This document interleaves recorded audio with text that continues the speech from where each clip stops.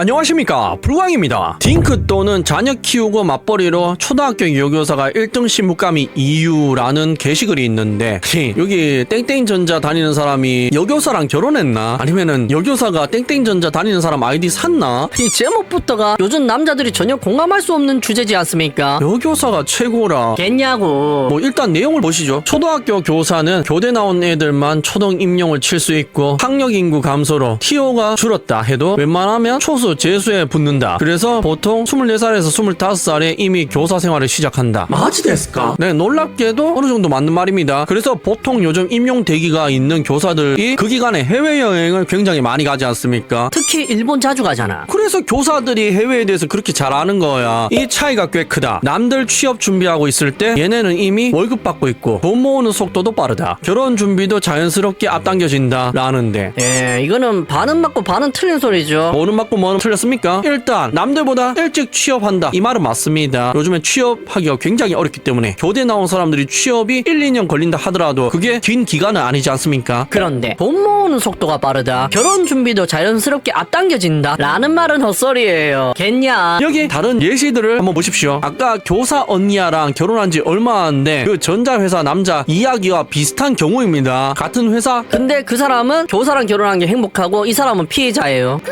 여교사 월급으로 매년 명품백 가능해? 전 여친과 결혼 얘기하다가 확신이 안 들고 찜찜해서 결국 끝냈어. 30대 중반 여교사였는데 결혼하면 매년 방학 때 해외여행 가면 좋겠다고 함. 내가 그러면 돈은 언제 모으냐고 하니까, 그러면 겨울은 먼 곳으로 가고 여름은 일본이나 다낭으로 가까운 곳 아니면 1년에 한 번만으로 줄이겠다. 매년 결혼 기념일 때는 명품백을 받았으면 좋겠다 라니까, 대체 누가 매년 기념일에 몇 백을 쓰냐? 너 명품백 4,500만원 사주고 나도 몇 백짜리 선물 사면 우리 돈 언제 모으냐 하니까, 자기는 명품백 한 개인데 친구들은 여러 개, 결혼식 갈 때마다 다른 가방 들고 오고 본인은 같은 것만 들고 가서 창피하다고 함이라는데, 정신을 못 차리고 있어. 보셨죠? 멀리서 예시를 찾을 필요도 없다니까. 주변에 피해자들이 다 바로바로 나오잖아. 그리고 제가 처음 말씀드린 이야기와 내용도 일맥상통하죠. 교사 언니아들은 방학이라는 것이 있기 때문에, 그리고 임용 대기 기간이 길기 때문에 그 어떤 직업을 가지는 사람들보다 해외여행을 자주 갑니다. 물론 직업이 해외로 나가는 스튜어디스 같은 거 빼고요. 그래서 이 언니아들은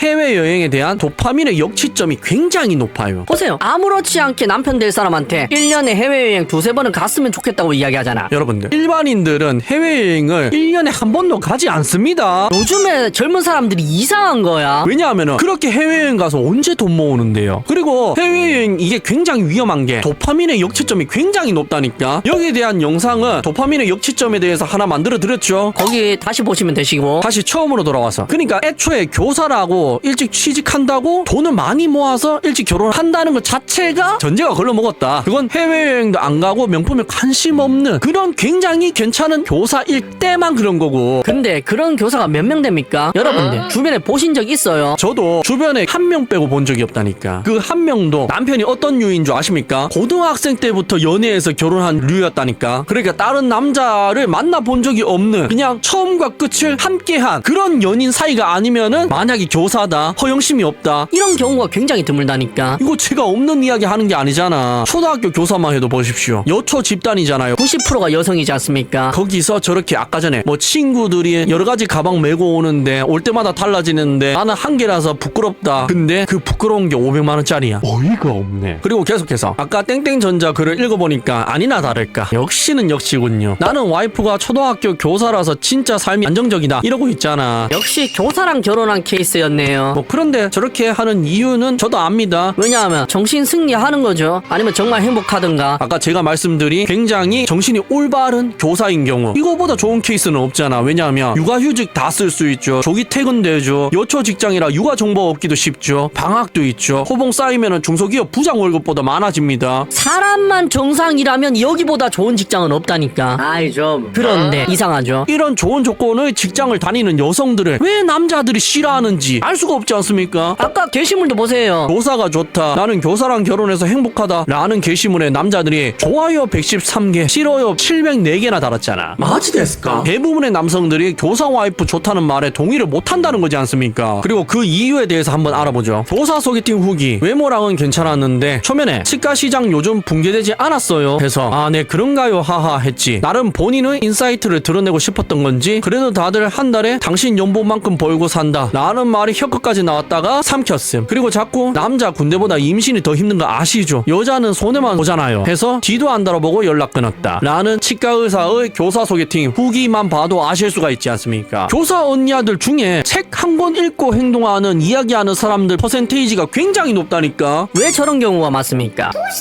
일종의 직업병입니다. 하루에도 수시간씩 1년에 몇백 일을 애들 앞에서 일방적으로 떠들어야 되는 직업이다 보니까 자기도 모르게 쓸데없는 이야기로 시간을 메울 때가 굉장히 많거든요. 그게 버릇이야. 저 사람들 직업병이란 말이죠. 그런데 그게 가르치는 직업 특성과 합쳐져서 굉장히 안 좋은 시너지를 일으키고 있다. 그걸 남자들이 굉장히 느낀다는 거잖아. 황금 예시가 그런 거지 않습니까? 비슷한 예시를 또 가지고 왔습니다. 이런 예시 너무 흔하거든요. 오늘자 소개팅 후기. 아까는 치과의사고 이번엔 변호사네요. 오래된 친구놈이 자기의 여자친구의 직장 동료인데 정말 한번 나가보라고 사정사정해서 피곤한 몸을 이끌고 저녁에 소개팅 다녀. 상대방은 공무원, 나랑 비슷한 30대 초중, 나보다 2살 어린. 대뜸 변호사 시장 옛날 같지 않다던데 하길래 아 네 그럴지도요 하는데 자기들은 뭐 안정적인 벌이고 뭐고 늘어놓길래 밥맛이 탁 떨어지더라. 그때부터 진짜 리액션만 함. 그렇다고 뭐 육아 관련으로는 뭐 당연히 반반해야 된다 느낌처럼 말하더니 퇴근 늦으시죠? 육아면에서는 좀 별로다 이러길래 진짜 그 자리에서 뛰쳐나가고 싶더라. 그 와중에 다 먹고 나가서는 2차 자기가 술 사겠다는데 그냥 속이 안 좋다 하고 그냥 집에 왔다. 직업 싸잡아서 그런 게 아니라 진짜 제발 몇 개가나 안 된 여공 여교사들 진짜 하 이래서 그쪽 속이 안 받는데 친구한테 미안하면 술이나 사라고 했음 이라는 글만 봐도 아실 수가 있지 않습니까? 똑같잖아. 교사나 공무원 소개받는 사람들 경험담은 컨트롤 C 컨트롤 V 해놓은 거 마냥 다들 똑같은 이야기만 하고 있잖아. 그런데 저게 똑같은 사람들이 지어낸 이야기입니까? 아니야. 다른 사람들이 다른 경험했는데 똑같은 이야기 하는 거라니까. 마지 됐을까? 그리고 레파토리도 똑같죠. 처음 한 대화 대뜸 변호사 시장 옛날 같지 않다던데 저거 치과 의사 만날 때랑 똑같은 이야기지 않습니까? 치과 시장 요즘 별로라던데 저거 왜 말하는 줄 아십니까? 자기들은 이 나라가 무너지지 않는 이상 월급이 나오니까 그래서 교사 올려치기 공무원 올려치기 하는 거잖아. 전문직들한테 직업 들어가기 싫어서 가스라이팅 하는 거란 말입니다. 미카이 데키마스까? 직업에 대한 프라이드 그런 게 아닙니다. 그래서 저런 케이스들이 굉장히 많다 보니까 남자들이 편견이 생긴 거지 않습니까? 그리고 육아에 대해서도 남자들 직업이 안 좋다. 늦게 퇴근하니까 육아에 도움도 안 된다. 반반 드립 치는 것도 자기 직업에서는 그게 가능하니까 나 같은 여자 만난 거 고마워해라는 겁니다. 내가 공무원이 아니었다면, 내가 교사가 아니었다면 이 자식 감히 키워줄 수 있을 것 같냐? 그럼에도 맞벌이는 상상이라도 할 수 있을 것 같냐? 주변에 봐봐라. 맞벌이는커녕 다 외벌이 한다. 나한테 넌 감사해야 된다. 나는 굉장히 대단한 여자다. 라는 걸 가스라이팅 하는 거잖아. 저기서 당하면 뭐 처음에 나왔던 그 땡땡전자 회사 남자처럼 마누라 찬양하고 월급이나 갖다 바치는 거고 제 영상 보고 조금이라도 깨어나셨다면 언니 아들이 저런 소리 할 때 도망갈 수 있는 지혜라도 생기는 거죠.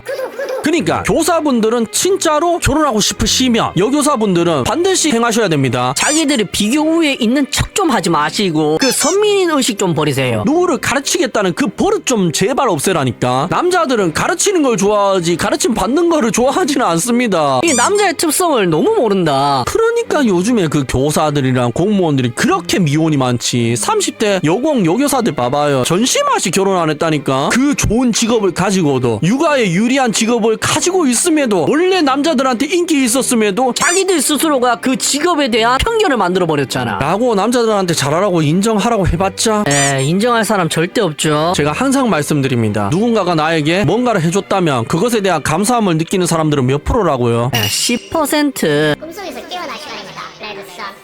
시청해주셔서 감사합니다.